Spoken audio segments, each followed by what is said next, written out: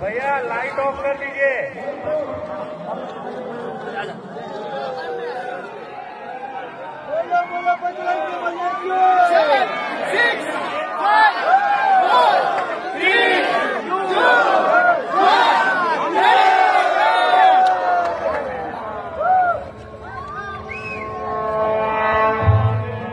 సర్వ మానవాళికి రక్షకుడు, మనకు కొండంత అండగా నిలిచేవాడు, మనసులో తలచిన వెంటనే గుండెల నిండా ధైర్యాన్ని నింపగలిగే మహాయోధుడు, అభయహస్తంతో ఎల్లవేళలా మనల్ని కాపాడే ఆ పవనపుత్రుడి ఇప్పుడు మనసారా స్తుతించుకుంటూ శ్రీ పంచముఖ ఆంజనేయ స్వామిగా అవతారమెత్తిన కథ దృశ్య రూపంలో తిలకిద్దాం రండి.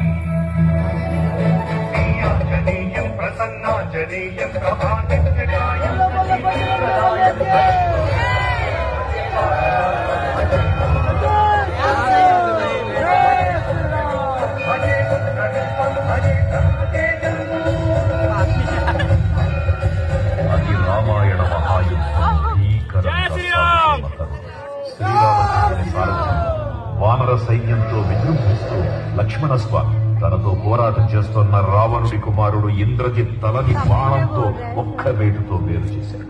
ఇంద్రజిత్ మరణ వార్త విన్న రావణుడు ఆవేశంతో ఊగిపోయాడు. ప్రతీకారం కోసం పాతాళ లోకాధిపతి తన సోదరుడు అయినటువంటి మహిరావణుడి సహకారం కోరాడు.